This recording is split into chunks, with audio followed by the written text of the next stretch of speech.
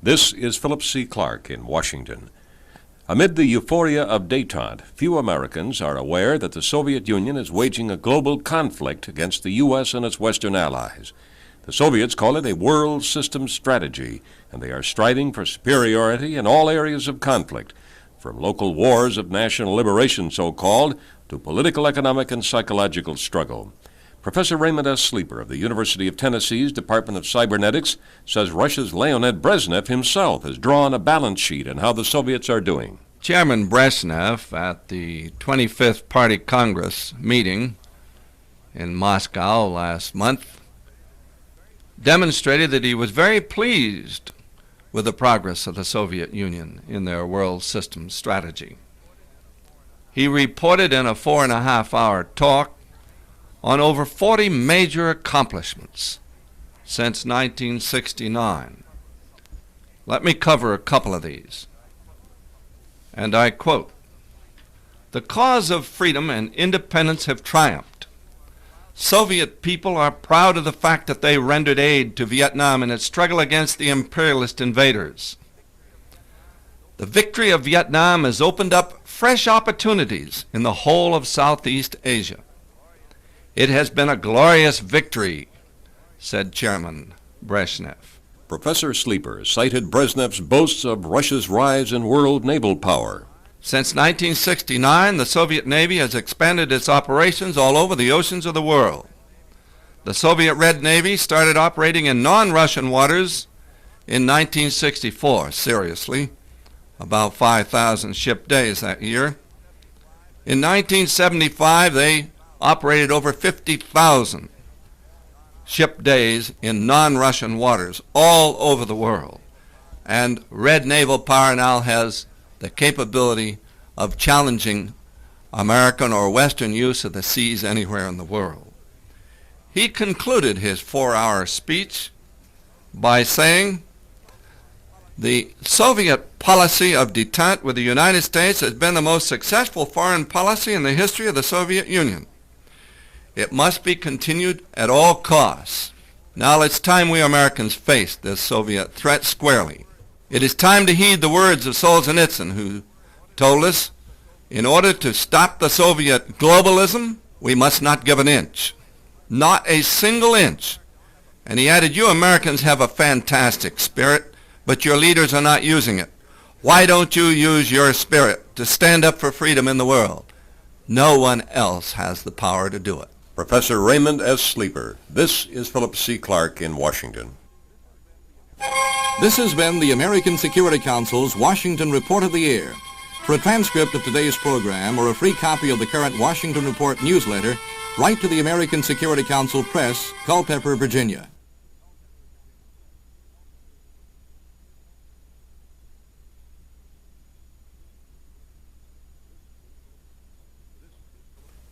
This is Philip C. Clarke in Washington. A secret 1973 agreement between President Nixon and Hanoi promising North Vietnam $3.25 billion in U.S. post-war aid has been revealed by the National League of Families of American Prisoners and Missing in Southeast Asia. Colonel Earl P. Hopper, Sr., the executive director of the League, which is composed of the relatives of some 1,300 American servicemen still listed as MIA, missing in action, says the secret offer of U.S. aid is now being cited by the Vietnamese communists as a condition for their providing information on the MIAs and returning the remains of more than 1,000 other Americans known to have died behind enemy lines in Indochina. Colonel Hopper says the League has appealed to the House Select Committee on Missing Persons in Southeast Asia to demand that the administration make the Nixon memo available. The object, he says, is to force compliance with the 1973 Paris Peace Accords, by which Hanoi promised a full accounting of the MIAs and to help in returning the bodies of American war dead. In view of the recent commitment from the Secretary of State to make overtures to the Vietnamese to begin some type of talk, we feel it is crucial now that the House Select Committee be completely informed as to the particulars of any past agreements or promises that the United States may have made to the communists. We understand that both former President Nixon and Secretary of State Kissinger has told the House Select Committee that the 1973 Nixon memo contained various conditions primarily the strictest adherence to the Paris agreements upon which the United States would be willing to contribute aid to help heal the wounds of the war. If such conditions for aid are contained in the memo, we cannot understand why the administration has any reluctance to allow the House Select Committee to study that memo or to make it public. It would seem that making the memo a matter of public record would once and for all clear up the doubts of many Americans as to the alleged secret agreements. Secret agreements have been consistently denied being made by Kissinger following the Paris Agreement. We feel that by denying the request of the House Select Committee for the memo and for their failure to make it public, the administration is hindering the efforts of the Select Committee to conduct a full and impartial investigation of the POW-MIA issue which their charter calls for. At a meeting of the House Select Committee last week, Anita Lalve, a former State Department officer, testified that the only way to obtain a full accounting of the American MIAs is to provide economic aid to Hanoi. She cited the experience of the French, who still have not had a full accounting of their missing men 22 years after they were defeated in Vietnam. Colonel Hopper and the League of Families hope to avoid such a prolonged agony for the relatives of America's missing men. This is Philip C. Clarke in Washington. This has been the American Security Council's Washington Report of the Year.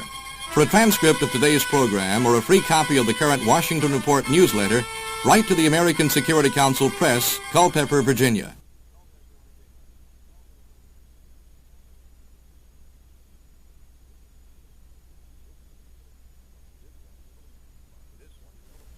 This is Philip C. Clarke in Washington. As Congress ponders the perennial question of how much to spend on national defense, one U.S. Senator, Dewey Bartlett of Oklahoma, urges that the question be rephrased to ask, how much is our freedom worth? Recently, the CIA states that they may have underestimated the annual military expenditures of the Soviet Union in relation to its GNP by a factor of 100%. If the United States believed it possessed military superiority, then our position relative to the Soviet Union would not necessarily change because of such a miscalculation. We might very well retain superiority. However, if our goal was only military parity with the Soviet Union, a serious miscalculation of Soviet capability would leave us with something less than parity, a position our nation cannot afford to accept. Senator Bartlett says the dangers of any U.S. military inferiority must be kept clearly in mind in negotiating arms agreements with the Soviets. We must recognize that the Soviet Union has not discarded its goal of becoming the dominant military force of the world. It has only, with our consent, narrowed very slightly the bounds of competition. In conventional weaponry and all other areas not subject to mutually accepted limitation, the United States must strive for superiority. Only in this manner can we formulate future policy and negotiate future agreements from a position of strength rather than weakness. If such a policy were adopted now, it would also strengthen our position in the current SALT negotiations. It would discourage the Soviets from taking further military and political advantage of detente by demonstrating that our desire to ease tensions is not based on weakness or a lack of will. As a member of the Senate Armed Services Committee, Bartlett says he is disturbed to have learned that in some important military areas the U.S. is now inferior to the Soviets. We must significantly expand our R&D, procurement of sophisticated nuclear and conventional weapons, and numbers of military and civilian personnel in order to achieve a momentum of military power which will guarantee our security through superiority. Senator Bartlett says he is convinced that a great majority of Americans are demanding that the U.S. possess a clear military superiority to safeguard the peace. Even though we have been less vocal, even though the cry, "We're number one," has been reserved for our favorite football team in its most exciting moments, I believe the American spirit still quietly commands us always to say loudly and proudly that we are the first, the strongest, the best, number one, and nothing less. Senator Dewey F. Bartlett of Oklahoma. This is Philip C. Clarke in Washington. This has been the American Security Council's Washington Report of the Year. For a transcript of today's program or a free copy of the current Washington Report newsletter, write to the American Security Council Press, Culpeper, Virginia.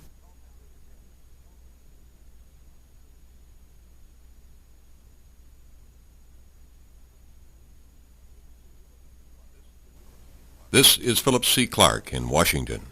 In a move reminiscent of America's withdrawal from South Vietnam, Senator Alan Cranston is calling on Congress to halt all financial support for U.S. military forces in South Korea after 1980. The California Democrat gives as his reason the alleged repressive policies of South Korea's President Park Chung-hee. If Congress goes along and withdraws all 40,000 U.S. troops from South Korea in 5 years, it is possible that the South Koreans will be strong enough to go it alone against any new attack by Communist North Korea. But it is also possible, perhaps probable, that North Korea would have the massive support of Communist China and the Soviet Union, just as North Vietnam had in its final all-out assault against an outnumbered and outgunned South Vietnam last year. The U.S. Congress, it should be recalled, had ruled out any U.S. support for Saigon, military or economic. And as our last U.S. ambassador to South Vietnam, Graham Martin, has testified, Hanoi simply waited until Congress had completed its aid cutoff to the South to launch its massive offensive.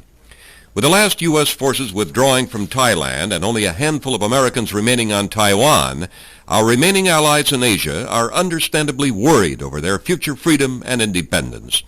As president of the China News, Taiwan's only English-language evening newspaper, U.S.-educated Wai Tung Ding warns that any further U.S. pullbacks in Asia could have grave consequences. The U.S. presence in Asia and the Pacific has been a stabilizing factor in this region. The continuous reduction of American military presence causes concern. This is a very dangerous step to be taken. It's logical for the United States government to reduce its military presence in Asia as a reaction of the Vietnam War. But as Mr. Ford has repeatedly assured that United States has been and will be a leading Pacific power. In this case, she got to maintain certain military presence in the Korean Peninsula. The stationing of over 40,000 U.S. forces in Korea is the most effective guarantee for the peace in Northeast Asia and the protection to Japan. Japan is the anchor of American defense in this part of the world. So United States has to keep a reasonable level of military forces in Asian and the Pacific region. Wai Tung Ding, president of China News on Taiwan. This is Philip C. Clarke in Washington. This has been the American Security Council's Washington Report of the Year. For a transcript of today's program or a free copy of the current Washington Report newsletter, write to the American Security Council Press, Culpeper, Virginia.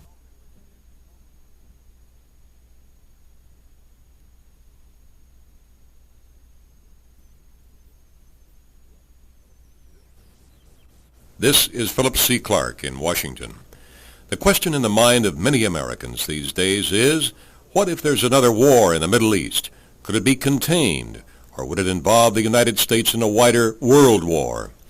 Just back from an extended fact-finding mission to the Middle East, William A. Johnson of George Washington University, former assistant to Federal Energy Administrator, had an opportunity to talk with both Arab and Israeli leaders on the prospects for war and peace. One of the things that many of the experts on the Arab-Israeli crisis, both among the Israelis and the Arab peoples, are in agreement with is that the likelihood of a negotiated settlement that will last for any length of time is very low indeed. That the best that the United States can hope to do for the next decade or so in the Middle East is to manage or to maintain the conventional balance of power in the region in order to prevent it from escalating to a far more serious confrontation either in the Middle East or between the great powers. Key, I believe, to the United States being able to fulfill this role is for the U.S. to maintain reasonable energy self-sufficiency so that it cannot be blackmailed or so that its foreign policy cannot be affected by these countries such that the United States is unable to play the role of stabilizing the situation in the Middle East. In my judgment, one of the problems that we face in the United States is that our energy policies are failing And because our energy policies are failing, our freedom of action, flexibility in foreign policy is being diminished. And because this is happening, the Arab-Israeli crisis is becoming far more serious. The potential for a disastrous confrontation is becoming far greater. And the end result could very well become a nuclear confrontation. One Israeli that I talked to put it very succinctly. He said, "We used to think in terms of a Masada complex, Masada being the place in Israel where 2,000 years ago the Jewish people committed suicide rather than being captured by the Romans." He said, "Now instead of a Masada complex, we are thinking in terms of a Samson complex. This time, if the Jewish people are going to commit suicide, we are going to take our enemies with us." And I think when you have that mentality, coupled with the likelihood that the United States will not be able to continue to support Israel and to maintain the conventional balance of power in the Middle East as it has in the past, you have the makings for a very dangerous situation indeed. Middle East Specialist William A. Johnson. This is Philip C. Clarke in Washington.